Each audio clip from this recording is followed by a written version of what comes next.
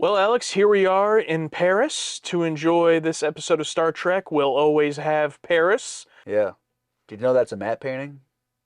Beam directly up to sickbay. A mission to save a dying scientist uncovers a deadly time experiment Captain, it must be stopped. and reunites the captain with his first love. We need your help. The situation is not good. Now, they must save the galaxy from this crippling time distortion. Only one of us is in the correct time continuum. On Star Trek, The Next Generation. A weird kind of switch where you think the A story is the B story, but it's actually reversed, where I'm more interested in this Picard former love interest now with this other guy. And like this whole side plot with the time loop is kind of like, I don't really care. That story of the time bending could have been really good. It just wasn't because they didn't do much with it. It gave us some neat little moments of seeing duplicates of the characters on screen, and that's it, and that's all I really have to say about it, because they literally just barely scratched the surface. Yes, and they keep talking about, the tear in the other dimension. So many dimensions. And I'm like, I don't want, Marvel, I don't want multiverse of madness. Patrick Stewart was already in Multiverse of Madness once. That's right. Yeah. There should have been like more fun stuff. I felt like a lot was left on the table. It's like they showed us a second of it and that's it. The loop where it first happens when Picard is fencing, that never really comes back into play. That was just an intro to. It was kind of neat. Something different. It's neat. Yeah, a little something that he does. But I was hoping it was going to end in a sword fight with him and Paul Mannheim. Yeah, for the woman. Yeah. Jesus, talk about traditional. No, it was a fun little scene. Like, okay, this is what he likes to do. That's fine. And it kind of intros into the whole France thing. But I just wish we saw more of them running into each other and maybe even interact with each other. Because in the Data Lore episode, we can see them do it. They do it pretty well. But yeah, just missed opportunity. But luckily, the B story of Picard's love interest was enough to hold me through.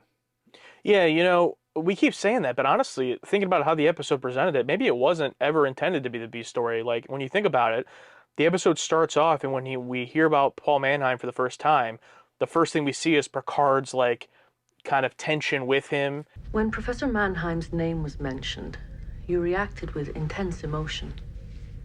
Then he goes to Paris on the holodeck. We see all of that before all this other plot is introduced with the time bending, besides that one little glitch while he's fencing.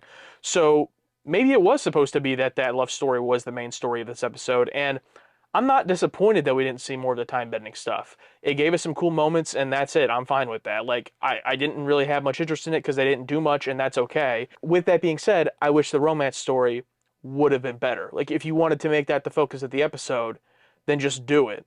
Like, if it felt like they were afraid, this whole show, it's kind of felt like this sometimes, where it's like they're afraid, like, oh, the audience won't care about this. This is Star Trek. It has to have a sci-fi plot, so we got to do this. When in reality, it's like, no, it would have been totally cool if the main story was just this romance plot and Picard dealing with his emotions, but I think it just goes back to, it's 80s TV. They're not there yet. They don't trust us. It's the first season, they don't trust the audience to buy into that. I don't know. That's just how I felt.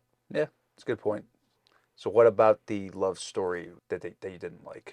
There were a few really good scenes. Michelle Phillips, who plays Janice, she did a good job, and there are some really good scenes, like her and Picard in Paris towards the end. Good scenes with them, but I just feel like every time it got interesting, it just like went away from it to do the other thing. And then they also introduced like Dr. Beverly's jealousy, which isn't really that explored. It's just touched on for like one scene. A great starship on the far reaches of the galaxy. It's everything you'd hoped. I just wish it had more time to develop, I just had an interest in it. So it's like, I just feel like it wasn't, it's not that it was bad or like not done well. I just wanted more of that. Yeah, good point. I just feel like everything didn't reach the level that it needed to in this episode. I felt like it was just a little bit of everything. Yeah, and you bring up the Beverly thing, that was so weird. Captain Picard. I can't compete with a ghost from his past. No one could. And they just touched on it just to kind of like, I don't know, remind us, like, oh yeah, Beverly and Picard might have a thing here.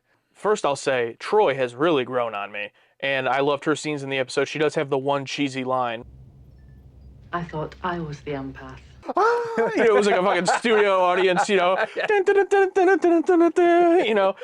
But besides that, like, I really liked her scenes of, approaching Picard and being like, hey, it's my job. Like, I'm a counselor. I can tell you're messed up about this. Like, let's talk about it. And he's like, no, And then her scene also with Beverly where she's talking about it, you can tell her and Dr. Beverly are close. So it's more of a personal thing, I think, in that scene than, like, her doing her job. It seemed like more of a friendship connection there. She's here right now. She may be in the here and now, but it's the ghost he sees. When she approached Dr. Beverly, I'm thinking at first, like, oh man, Dr. Beverly, she's really torn up because she can't save this guy's life. And she's, blaming herself because she can't, do her job. She thinks she needs to save him. I wanted to see how he was doing. Nothing I do seems to make any difference. Oh no, it's because she's jealous of this other woman in Picard. It's like, oh, okay. You know what I mean? It's like, all right, I guess. Let her story be about her blaming herself that she can't heal this guy, and she's the doctor, she has to be able to do that, not just, oh, I'm here as a prop to be jealous of this other woman. It just felt very like, eh. Moving on from that, I don't think this episode is that noteworthy. Like, I really don't have much to say. It was fine. And also this woman, like, her husband's like still dying on the bed, and she's like getting close to Picard and being like very like, husband's still dying in the room over there. I mean, I get it. Like, I think she said the guy says in the last few years, like, she's been growing distant because of how crazy he's been trying to figure out this tear or whatever. So it still felt kind of weird. Like, he's convulsing. She's like, "Oh, Picard, how long has it been?" Yeah, the whole dynamic was kind of odd, and then he pulled the whole "take care of her if I die." Yeah, it's like, oh, I'm glad they didn't take the route of she always loved you. Yeah, she wanted you. But I love Picard's also like no bullshit. She has told me about you. We need your help. The situation is not good.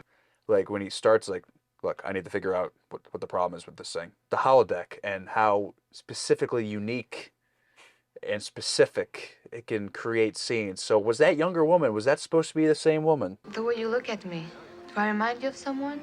Yes, you do somewhat. I don't think so, because when they go back later on, she's still there, and I think... Oh, she is? I think Janice would have been like, what the fuck?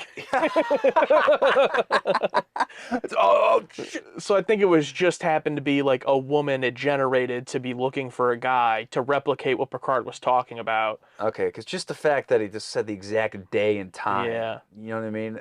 I mean, sure, you want it to be like... But he wasn't even there, so it doesn't matter. He could have said anything. Yeah. So he's trying to create this scene, but it's like he wasn't there. Plus, she said it was raining, and it wasn't raining in the holodeck scene. That's true. That's true. So whatever. I'm not gonna get bogged down in it that much. It was whatever. It was fine. Always nice to see the holodeck not be the main part of the episode, but just be involved. You can tell they really like it, and I really like it too. So keep doing it. It's a great tool. I like seeing Picard act as a human, and just other people regular people interact with Starfleet, like her even not knowing what the holodeck is. And then saying, oh, well, there goes my dramatic romantic exit.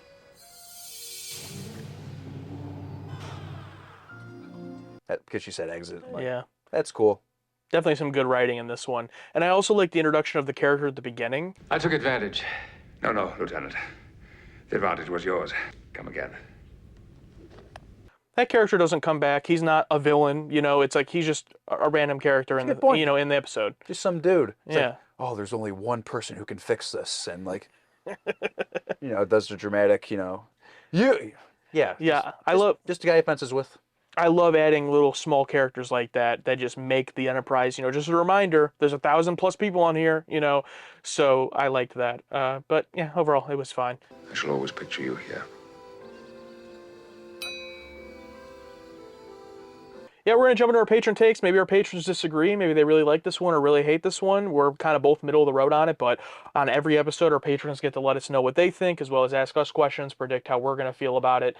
We read a few of them here for the video. This is our first time seeing them, but there's a whole discussion over on Patreon, so you can go check that out and become a patron to take part. This one I 100% agree with. Cat with Attitude. Kind of a whiplash episode after the last one. Talk about a different mood. And I felt that 100%. I was like, how do I even watch this episode? We watched them back to back and then do the discussions back to back. So not even being able to talk about Skin of Evil and having to jump into this one was definitely difficult. That was tough. Because all I could think about was the person that just died. Yeah. This one's from Martin S. Another good episode. Season 1 is ending strong. I like the Picard love story quite a bit, and the scene with the multiple datas is visually interesting. Only complaint is it didn't really feel like a complete story to me from memory. They just go there and fix it relatively simply. Yeah, exactly. Not a complete story, just bits and pieces and stuff just stripped to make that 45 minutes. Yeah, and I'm seeing a lot of comments mention the writer's strike. I'm never exactly sure when it happened because, we've had comments that it was during the first season. No, it was only at the end of the second season. I don't know when it happened. What are you talking about? That just happened. But... My predictions. You took a small break before watching this one to get over the shock of the last one. Nope, jumped right in. No time. Pause play. No time. No time. Don't have time for that. You really enjoyed the Picard backstory stuff and the time travel sci-fi storyline. And then in parentheses, and Josh will love the Paris holodeck scene. I think all that was right, just not to that high of a degree. We just liked it all, or to liked. Yeah, it's like we needed a lot more of one and none of the other. This was like a good example. We've been praising how they've been able to do A-B stories really well recently. Mm-hmm. This was an example where they did not, I feel. Yeah. They both suffered because they had to sacrifice time to give to the other one. They didn't hit that balance on this one. Exactly. And he says, my question, how do you feel about Worf taking Tasha's job on Tactical? During the pilot, you said you were happy Worf wasn't the tactical officer since the Klingon was such an overly obvious choice. That's right. I do remember saying that, but after seeing them kind of almost develop a little something, especially in her last episode, it kind of makes sense. It's like, well, Worf, you're the guy now. I'm okay with it. Yeah, and also, who else is gonna... I'd rather it be Worf than, them bring in a random new character with 4 episodes left in the season and have to figure, you know what I mean? Yeah. If they're gonna do that, maybe do it next season. But just for now, yeah, it's cool that it's Worf. I mean, more Worf, I'm not gonna be mad at. Yeah, it's great. Wouldn't it be funny if they shot a flashback scene, but Picard looks the exact same, but has a toupee? He looks the exact... It's just the exact... It's Patrick Stewart, yeah. Yeah. Just the toupee, yeah. But the woman they use is like the young woman from the holodeck. Yeah. But Patrick Stewart looks the exact same. And he also has a brown hair toupee, but you could still see the white hair. Oh, it's me, John Liu. Hello.